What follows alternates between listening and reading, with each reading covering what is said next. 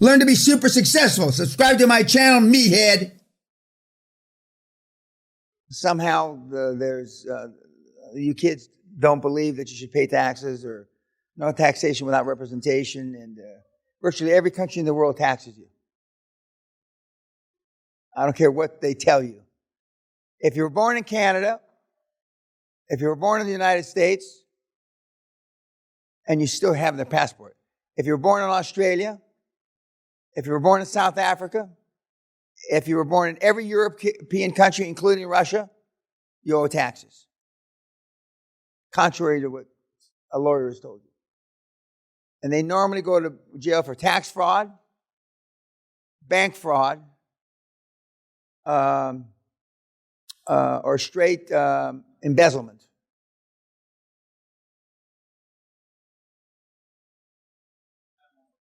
Sure. I was going to ask you this during the one-on-one, but I'm a real estate investor, and you say to get away from that. And I'm thinking about liquidating everything. I'm this close to it. The only reason I haven't is because I cashed out at the lowest rates in history. But it's small potatoes in the long run. So I was wondering, the other thing I'm worried about is the huge capital gains tax I'm going to get hit with if I sell everything. So have you known people who've moved to Puerto Rico to avoid the capital gains tax? And how would I go about doing that? Would I actually have to move there, or just rent an apartment there and say I live there? Well, renting an apartment there, it doesn't work. I've got a half a dozen kids that live in Puerto Rico. One billionaire. And I'm going to tell you the answer that Bunker Hunt told me 38 years ago. Danny, if you're worried about paying taxes, you're not making enough money.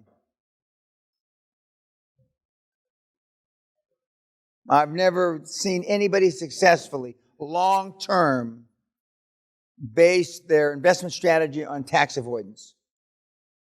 Long-term. Never. In 52 and a half years.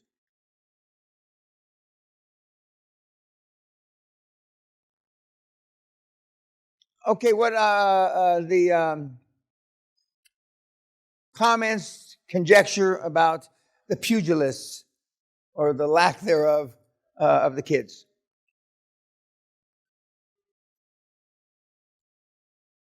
Cold calling's easier. That's not where we do the boxing, but you can tell from some of the kids that their brawl, pub brawl expertise. I used to be called a phone booth fighter because I'm pretty big upper strength, and I'd grab you and I'd bite your jugular. I mean, literally, I'd bite your ear off, bite your jugular vein, bite your nose off, which I've done all the above. I once bit a kid's eye out, and then the fight's over. I don't care how fucking tough you are. My buddies back in the day. But there are kids that have come here. We have a PhD, he's now at NEOM, Arabic PhD, and he used to be famous on my YouTube. He was the dark-skinned guy that was throwing the punch that missed, like this. And he had never been, anybody had ever raised their voice to him, part of the royal family. Nobody had ever raised their voice to him. Nobody had ever reprimanded him. Nobody had ever spanked him as a child. And all the things, none of those things happened to him. And that was the first time he got in the ring. Anything. And the first punch he threw, which is infamous, it missed by about, I don't know, this much. But it's in slow motion like this. The only thing he did right was duck his head. But he missed the other guy, and the other guy came around and gave him a hook and knocked him out. But anyway, but this program is 1,000 times easier than anybody, that was in the ring. It just doesn't happen. But it's a good exercise. Now, then the bonding comes tonight. We're all going to sit together at dinner. There's a method to all this madness. And everybody's going to be slappy, happy. The only thing you're not going to do is kiss each other. Why? Even the guys that didn't get in the ring. It's a shared experience that took you out of your comfort zone. Now, see, I don't believe in any of this. I don't need you, or you. I don't need validation from you. Hope's not a strategy, but I hope the motherfucking God that you don't wear me down in my old age where I need validation from guys like you. But every other human being on the planet needs validation. Everybody in this room.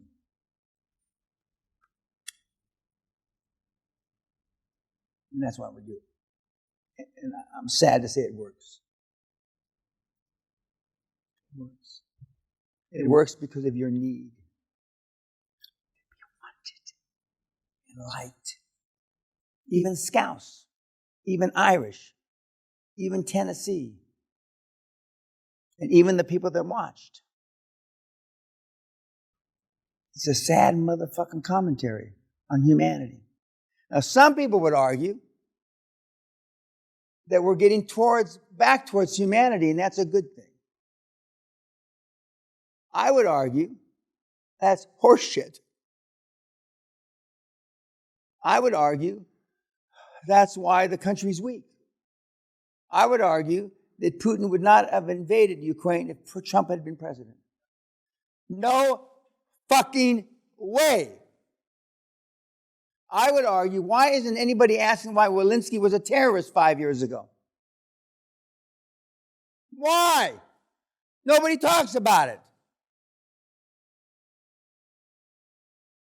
Because we need a cause. The Brits are famous for writing white papers 5-6 years after the fact, and then they apologize. That's what the Brits are famous for. Where 200 years ago, they ruled 2/3 of the world with something called gunboat diplomacy. Now, I don't know, I'm looking at Tennessee because a new study came out that Davy Crockett didn't die at the Alamo. That he ran like a coward. I don't believe that. I don't want to believe that. There's a method to the madness of all this. You shouldn't bond. You shouldn't, but you need it. The 99% of the planet needs it. So, and I'm sorry to say it works. You will be better now in the rest of the seminar. You will be more receptive. I can already spit these words out, but they're true. I'm not telling you lies. You will be more receptive to the changes you have to make after this afternoon. Sad to say, but it's true.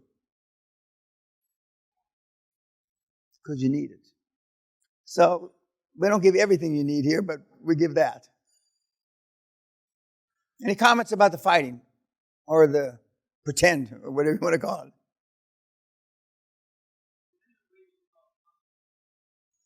Pardon? Does anybody? Yeah, absolutely. We had a guy knocked blind. The guy got hit with 2 hooks, not simultaneously, but almost. And the retina, the doctor explained it to us, that not dislocated, but somehow they got separated. And he's a little Dutch guy, a cute little guy. I mean, he was like a play doll, about 5'3", 100 pounds.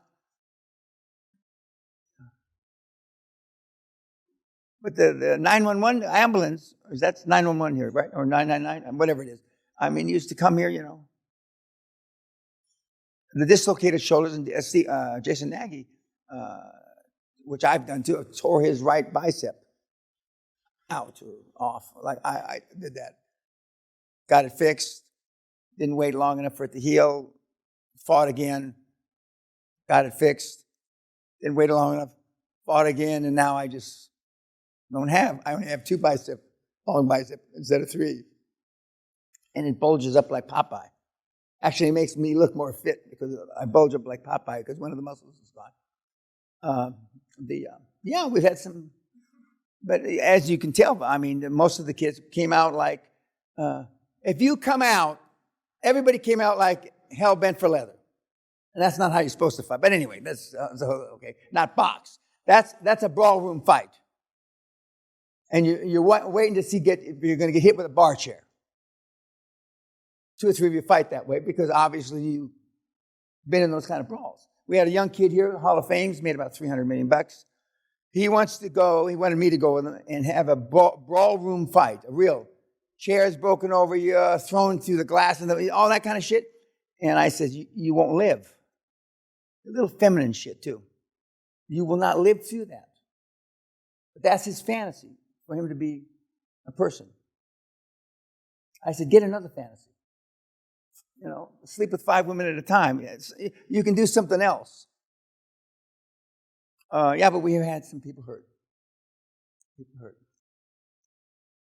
But it's a good exercise. And it leads into, we're going to have an open meal in the pub tonight. When you're going to sit all together, no seating. And it's good. And just look around with the conversation when you're just sitting there. Forget I said this, and just look around how the atmosphere has changed. Now, if Jobs, Musk, and all these guys that we talked to, 20, there'd be no conversation at the table.